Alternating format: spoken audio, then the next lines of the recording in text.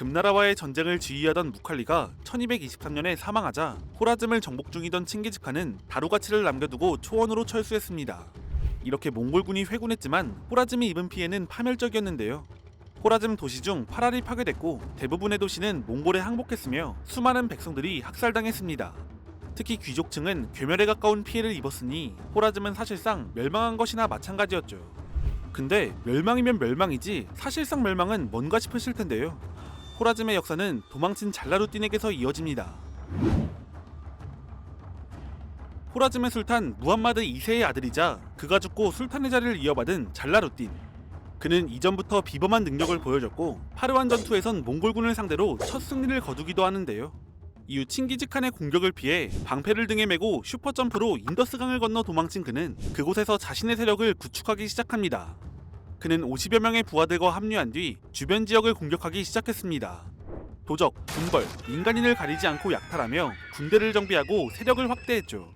동시에 인도 북부의 강국 노예 왕조 일투르미 씨에게 몽골에 대항하기 위한 협력을 요청하기도 하는데 그의 난폭한 행적 때문인지 거절당합니다. 이후 그는 구자라트와 신드 지방을 정복하거나 약탈하면서 병력을 꾸준히 늘렸습니다. 그러던 중 이라크 지역에 있는 동생 기아스아딘의 군대가 자신을 지지한다는 소식을 듣게 되는데 이에 호라즘의 중심지인 이스파한으로 이동합니다. 잘라루딘이 다시 호라즘 지역에 왔을 때 모든 사람이 그를 지지하는 것은 아니었습니다. 호라즘 남부에선 그를 지지했지만 이라크와 이스파한의 유력자들은 동생을 지지했죠. 이에 잘라루딘은 기병 500을 뽑더니 라이에 주둔하고 있던 동생과 지지자들을 급습했습니다. 그리곤 반란과 외적이 많아 내분을 벌일 시기가 아니라며 그들을 용서하고 동시에 적당한 직위를 내리며 포섭했습니다. 이렇게 세력을 규합하고 호라즘 재건을 시작한 잘라루딘은 이번엔 바그다드에 있는 이슬람 종교 지도자 칼리프와 접촉해 연합을 시도하는데요. 그러나 칼리프는 잘라루딘의 아버지, 할아버지와의 악연을 이유로 거부하더니 도리어 3만의 군대를 일으켜 잘라루딘의 토벌을 결정했습니다. 당시 잘라루딘은 약 3천의 병력으로 이를 막아야 했는데요. 그는 미리 병력을 매복시킨 다음 직접 500의 기병으로 거짓 후퇴 전술을 사용해 매복지로 칼리프의 군대를 유인한 다음 박살냈습니다. 이후 그는 자신을 막을 사람은 아무도 없다는 듯이 아제르바이잔의 타브리즈를 점령했고 8월엔 조지아를 공격했으며 1226년 3월까지 마란드, 살마스, 우르미아, 티플리스를 약탈했습니다. 한편 이런 잘라루딘의 움직임에 몽골도 움직이기 시작했습니다. 1227년 초르마칸 노얀을 보내 이스파한을 공격하도록 했죠. 잘라루딘은 처음엔 전군을 동원해 어찌저찌 몽골군을 격퇴해내는데 1228년 다시 한번 충돌했을 땐 좌군을 이끌던 동생이 말없이 회군해버리며 패배하고 맙니다. 이때 몽골도 겨우 이겼는지 추가적인 공세를 이어가지 못했습니다.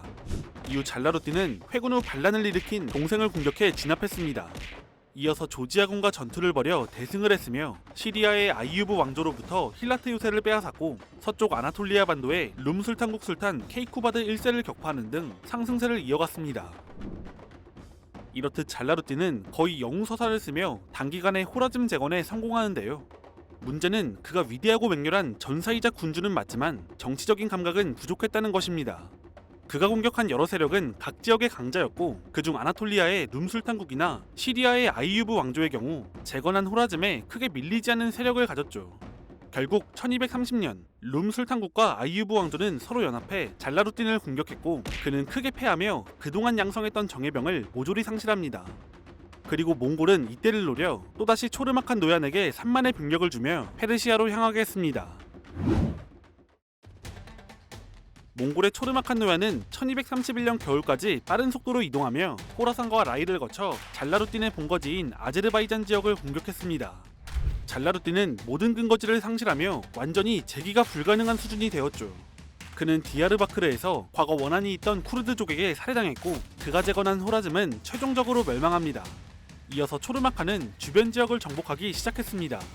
그는 쿠라강 하류에 주둔하며 주변 지역을 약탈했는데 몽골군이 항상 그랬듯이 공격에 저항하면 모두 학살했습니다.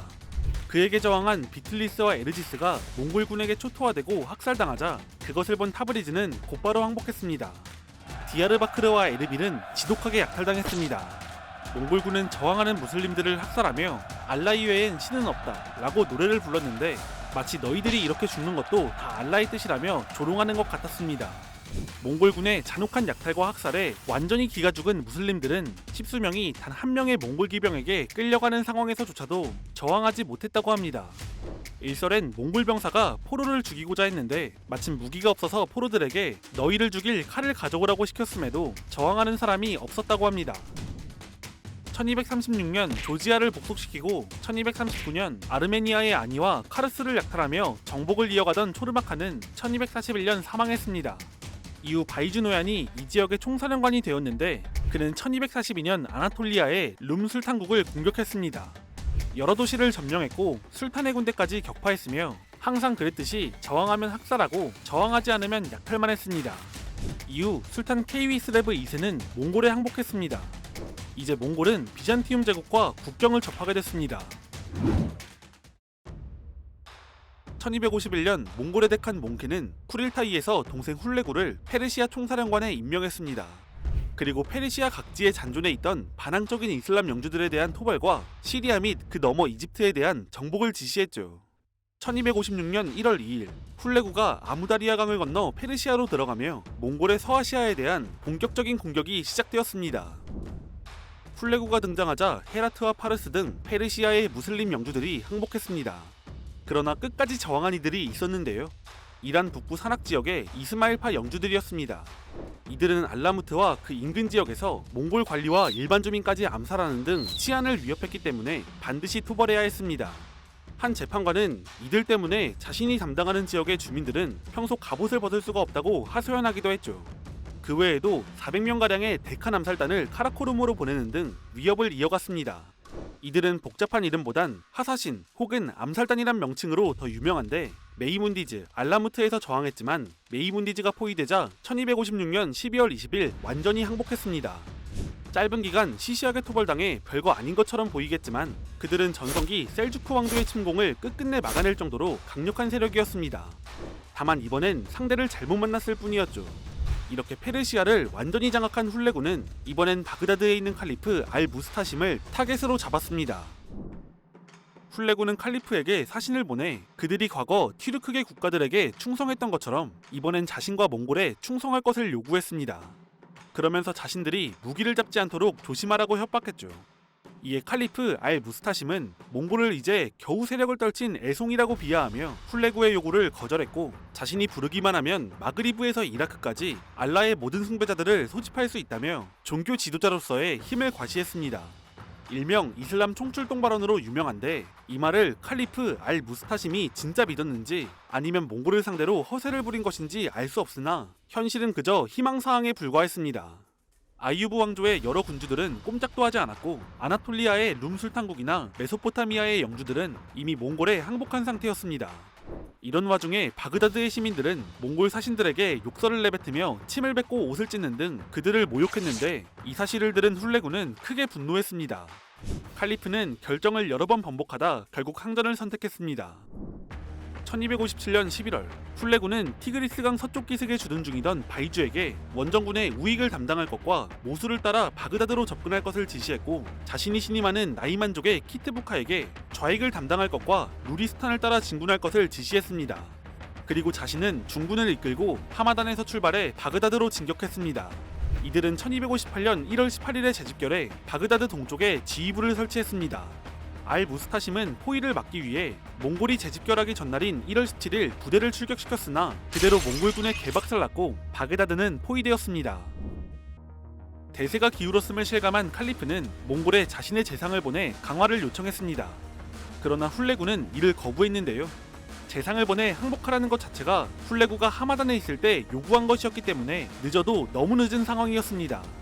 이후 몽골군의 거센 공격에 요새 동쪽이 완전히 함락되며 수비병과 주민들이 학살당하는데 이렇게 바그다드 함락이 눈앞에 당도하자 결국 2월 10일 칼리프가 몸소 훌레구의 앞으로 찾아가 항복했습니다. 훌레구는 칼리프에게 모든 사람이 더 이상 저항하지 말 것과 도시를 떠날 것을 요구했는데 이번엔 주민들이 응하지 않았고 몽골군은 5일간 그들을 학살하고 도시를 불태우며 약탈했습니다. 몽골군은 칼리프를 자루에 담아 꿰맨 다음 말로 밟아 죽였습니다. 몽골 사람들은 피를 흘리지 않는 처형을 명예로운 것으로 봤기 때문에 나름 최고의 예우를 갖춘 처형이었습니다. 한편 십자군 전쟁으로 세워진 레반트 일대의 기독교 국가들은 연이은 원정 실패에 절망적인 상황이었는데, 이때 동쪽에서 등장해 이슬람 세력을 무자비하게 파괴하는 몽골에 주목하게 됩니다.